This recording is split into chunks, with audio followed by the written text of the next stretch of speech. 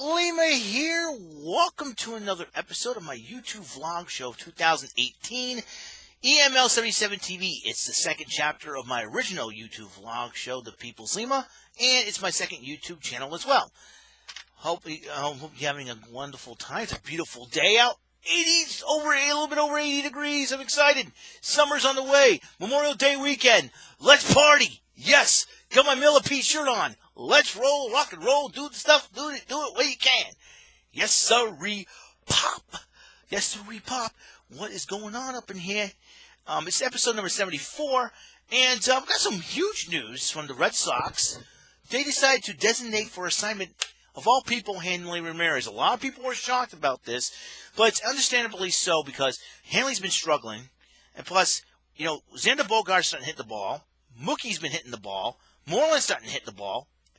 Everybody's, Jackie Bradley Jr. starting to hit the ball pretty good. Everybody's starting to go working off full cylinders now with Justin Pedroia coming back, being reactivated from the disabled list. He is here. He's in Boston right now. They're going to put him in the lineup to make room for him. That's the only thing because Hanley's been struggling, which is really, really sad because of the huge contract we had on him. And he was a fun guy to be for the clubhouse. And in honor of Hanley Ramirez being gone, and we're all going to miss him, I have decided. Well, this is the most difficult list I've ever made. This is the first ever list of Lima. Ink it in, man. You got the list of Jericho, but this is the list of Lima. And Brandon Scruggs gave me the idea. Instead of saying EML77 TV board, I started to call it the list of Lima. Should have said the list of Lima on the side, but I have a thumbnail for that, and I'll be creating that thumbnail pretty soon. This is probably the most difficult list I've ever made in my life. My personal top 40 favorite Red Sox players. This is everybody will probably look at me because, Eric, you're on drugs. You omitted a few key players. I know. You're probably thinking, well, we'll do the honorable mentions afterwards, okay? And these are my top 40 favorite Red Sox players. And now I have some honorable mentions, and I'll give them shout-outs, of course. Let's go to number 40, Daisuke Matsuzaka. I was really excited. At first I was really excited getting this guy because I've heard about his reputation in Japan and everything else. And, he's got, rumor has that he's got the infamous gyro ball, which is like a sneaky pitch or something like that. But the reason why I put him number 40 because he did not pan out as well as we all hoped, and not living up to contract. Even though he had a couple of tough years, injuries. He was released, and then he went to the Mets, and he decided to go back to Japan. But, however, he did help lead. Was one of the key players that led the Red Sox to the World Series championship in 2007. All right, number 39, another guy that would have had a great future, but if it had not been for the vertigo, he would have been Nick Esasky. He was one of the best power hitters back then in the late 80s, early 90s. 30 home runs for them. And, and now most of all these players, even if they would have played for like a couple of seasons, 1 season, 2 seasons, or even been homegrown, it's all mixed in. And top 40 favorite players who have worn the Red Sox uniform, that's what we say. Those are my favorites. Nick Esasky was another one. He was a great power hitter, one of the best out there back in the late 80s, early 90s, but vertigo really did him in, and hope he's okay and hope he's doing well. Number 38, obviously, Jon Lester. I should have put him higher on the list, but I'm not ranking these guys, even though I numbered them. These are my 40 favorites. Could have a 40-man roster, but whatever. Jon Lester. One of the best pitch lefties for the Red Sox. Obviously, the no-hitter in 2008, I believe, and against the Kansas City Royals. And he fought back from cancer to lead the Red Sox to the 2007 World Series title, taking over from Tim Wakefield, which is one of my honorable mentions. Him. So there's that. So that's why Jon Lester. All right, number 37, Rick Aguilera. He was the closer for the 1995 Eastern Division winning team, obviously, and one of the best. One of the best closers back then in the early mid 90s.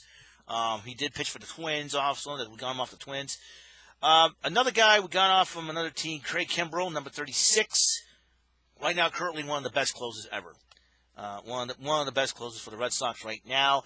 And the man before him, actually the man a couple of years before him, Jonathan Papelbon. You know, guy had attitude, and guy had attitude and intensity. He was focused, and last time we saw Jonathan Papelbon, he got into it with Bryce Harper. Never seen from him again. Never heard from him again. Hopefully he's with another team. I'd like to see him come back. Personally, I'd like to see him come back to Boston to help out the rotation or the bullpen, whatever needs help. But I don't know for sure. But I know you Red Sox fans thinking, you're crazy, Eric. Yeah, I'm crazy more ways than one. Another closer in the early 90s, number 34, Jeff Reardon. He was the closer when the Red Sox clinched the division in 1990 with that circus catch by a man that we ranked higher. I'll be talking more about him in just a moment. Y'all can see the list. Anyways, y'all know who I'm going to be talking about. So he was another one.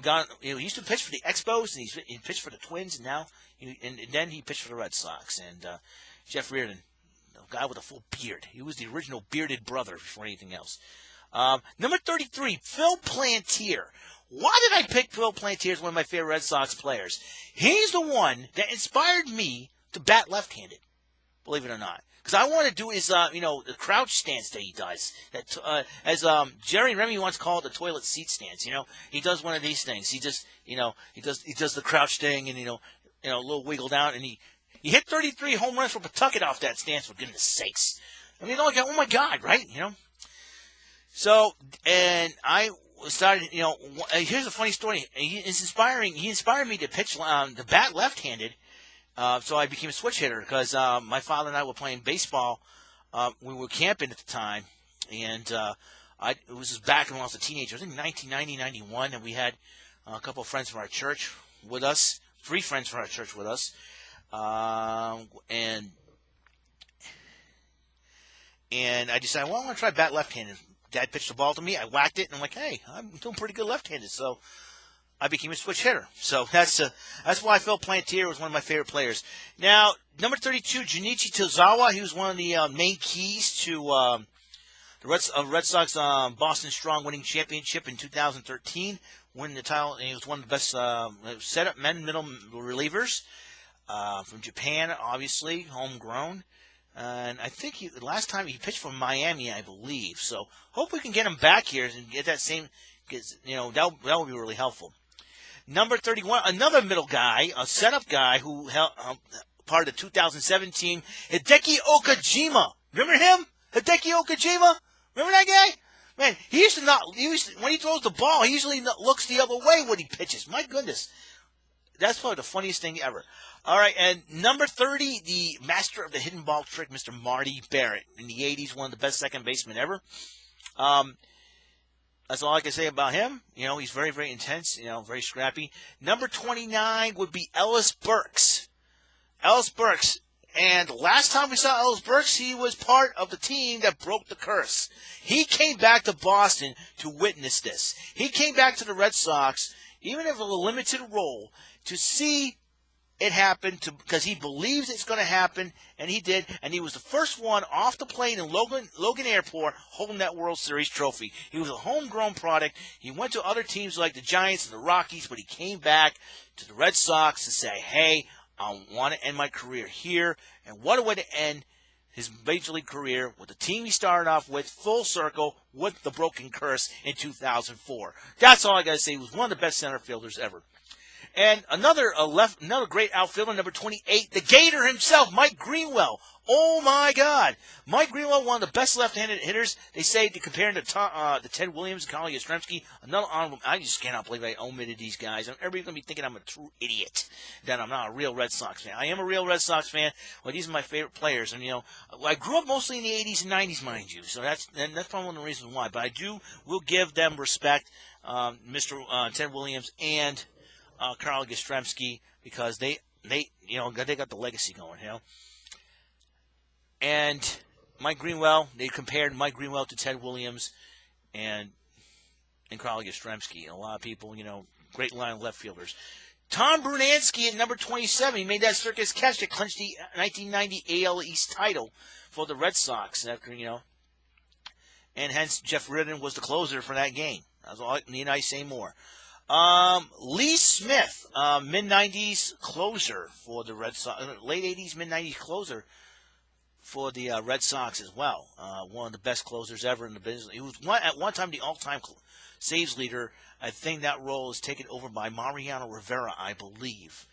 All right. Number 25, one of the best young outfielders today, Andrew Benintendi. Guy hits the ball. He can run. He's very talented. Like I see, Xander Bogaerts at number 24, one of the best shortstops ever so far. The guy can hit. Number 23, one of the best left-handers to today's game, Chris Sale. Guy can strike out like crazy. I'm telling you. Guy can strike out like crazy. Number 22, Frank Viola, former Cy Young winner when he played for the Twins. He played for the Mets, and now he came over to the Red Sox. One of the best. And I thought with him and Clemens in the rotation, we have a pretty good chance. But it takes more than just two guys to get it done in the rotation. Number 21, Jackie Bradley Jr., scrappy, tough, very cool. Scrappy, tough. He's been struggling with the offensive. He's starting to hit the ball, but he's got great defense, great gloves. That's what I like about him. Number 20, Jose Canseco. Now, I never thought this guy would play for the Red Sox, ever. When it was him and McGuire in Oakland, they would bash the ball all over the freaking place, and then you get steroid allegations and whatnot. But when I found out Jose Canseco was coming to the Red Sox, I was like, we got a chance to break the curse. In 1995, we went to the AL East division title, but Cleveland silenced the bats of him and another guy we'll be talking about. Number 19, Hideo Nomo. He was part of the 2001 team that he pitched a no-hitter for them. I think he was the second Red Sox pitcher to pitch a no-hitter. Third overall, but pitch a no-hitter, and was in the second consecutive season the Red Sox pitcher pitched a no-hitter. The year before that was Derek Lowe, another honorable mention. A lot of honorable mentions I have. This is probably the toughest. Like I said, this is the toughest list ever. Ease up on me, huh? I'll explain. Number 18, the recently DFA'd Hanley Ramirez. The guy can hit the ball, but he's been struggling as of late. But he's brought a lot of fun. He brought a lot of fun for this team and a lot of excitement for the Red Sox. We're going to miss him in the clubhouse, though, but Hanley will never be forgotten. Number 17, the closer for the 2013 World Series title-winning team, Koji Uehara. Love this guy. He high-fives people a lot, and he high-fives people, makes people smile, makes people great, just has a great time, always energetic, and I think he's the ALCS MVP of that same year, too, if I'm not mistaken. All right. Number 16, Mo Vaughn, one of the biggest power hitters. I think he was the 95 AL MVP, if I'm not mistaken. Mo Vaughn can hit the ball, but him and Canseco's bats were silenced by Cleveland pitching in the 1995 playoffs, man. It was a sad sight to see, man. It was like the biggest tag team ever getting trounced. Unbelievable. Number 15, Roger Clemens, one of the best, the first guy to strike out 20 batters in one game. In a 9-inning game, and very impressive pitching that he does. But, you're talking about this, he went to Toronto. Toronto and New York really kind of soured him, and he won a World Series championship with the Yankees, obviously. But then and he played for Houston, his hometown team, and then the steroid allegations came out, and all that good stuff. We don't get to it. Dwight Evans at number 14, one of the best cannon arms in the business. Remember he made that huge double play in 1975 World Series when he caught off Joe Morgan and got Ken Griffey Sr. off base.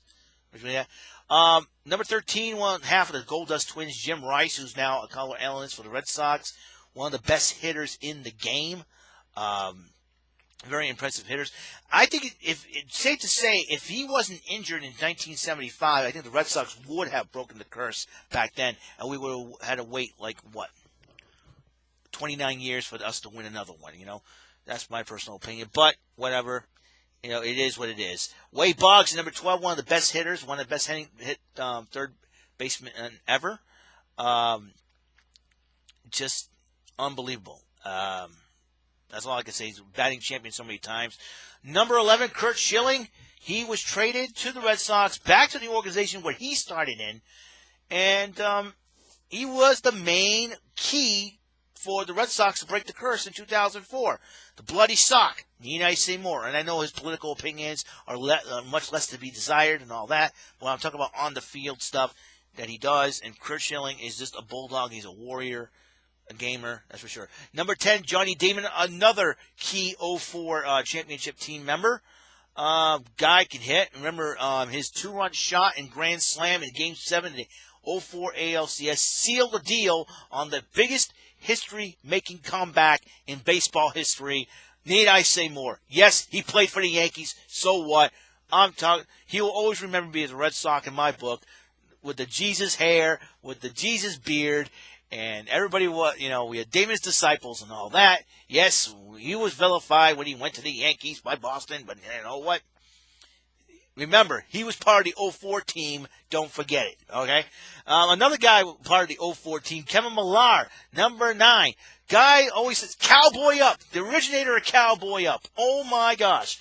It is, like I said, it's, he can hit the ball sometimes, but you know what, though? He's always been one of the best players ever on.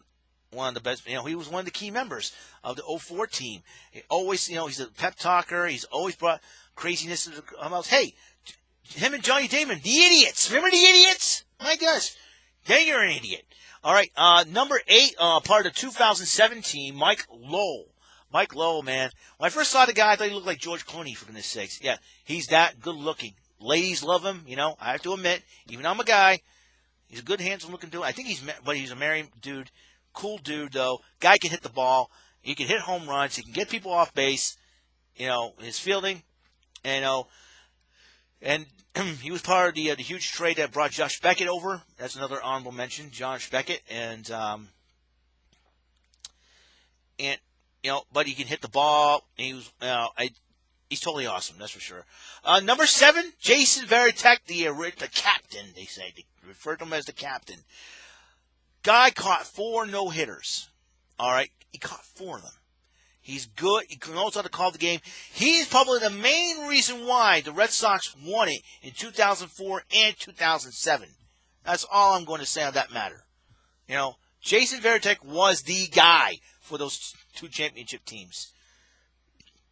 It's unbelievable. And then you got, 2013, you got Salta Lamacchia and David Ross for that team, all right? Oh, man. If I did I'd be all day talking about the top 100. All those guys will be on the list, that's for sure. Number 6, Pedro Martinez. I say more, the guy can pitch. The guy is awesome when he pitches. He throws the ball. He pitches the ball. He just mows him down. He'll be famous for saying, I tipped my hat to the Yankees and called them my daddies. I tipped my hat to the Yankees and called them my daddies. Who's your daddy? Who's your poppy, New York? 2004. He had a smirk on his face when they started chanting, who's your daddy? He's like, I'm going to be your dad. We're going to be your daddies when we get done here. Guess what? Boom. We became the New York Yankees daddy. Even though the Yankees got 27 rings, who cares? We beat them in 2004, coming back on 0-3 deficit. Don't forget it. And he's always having fun, pointing at Manny, pointing at Poppy. And I think it's really cool. All right, and number 5, speaking of Manny Ramirez, this guy's a total clown. He's a fun guy. I will never forget when during a pitching change, he decided to go inside the booth there, go into scoreboard there and hang out and talk with the people there. It was funny. And he's walking out, and then the pitcher's warming up and getting hits. And then, I'll never forget Manny's cutoff of Johnny Damon. It was hilarious. And remember the time when he caught the ball, high-fived the fan, and threw the guy out for a double play? I'm like, what the heck was that all about? And Manny Ramirez can hit the ball. He can hit it far. Home run shots all over the place. Signed him in 2001.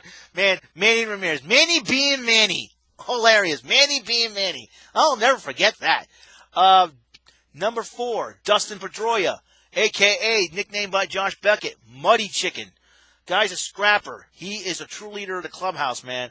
I remember when Big Papi went off after he got ejected in Baltimore, Dustin had to calm him down. That is how good he is as a captain. He's a good player. He's struggled up, but he's recently got off his injury. Can't wait to see him play tonight. It's going to be exciting. Number 3, Mookie Betts. Mookie Betts has been hitting the ball like nuts, man. Now, Mookie Betts has been hitting the ball like crazy, you know. See, I leave out so many players. This is so tough to do. I'm telling you. Mookie Betts, so many good players, so many of my favorites. Mookie Betts, one of the best of today's game. Guy is unbelievable. Number 2, Nomar Garcia Parra, the guy's one of the best shortstop ever. And he was a sacrificial lamb for the 2004 World Series winning team. We had to sacrifice him to get our pitching and defense. And number 1, Mean I Say More, Big Papi, David Ortiz. That is your top 40 of my favorite Red Sox players of all time. Now, I mentioned honorable mentions. Honorable mentions, I'm going to go with Tim Wakefield. Tim Wakefield. Let me write that down. All right, I'm going to write these honorable mentions down as we go along here. And then honorable mentions. Tim Wakefield is 1. Tim Wakefield, you know, the knuckleballer. I kind of felt bad when he gave up that home run to Aaron Boone, but he came back and all right. Trot Nixon was another one. Trot Nixon, I gotta tell you, Trot Nixon, the original Dirt Dog, Trot Nixon. Let's see, who else? Who else? J.D. Martinez. J.D. Martinez, who just recently signed him up. J.D. Martinez.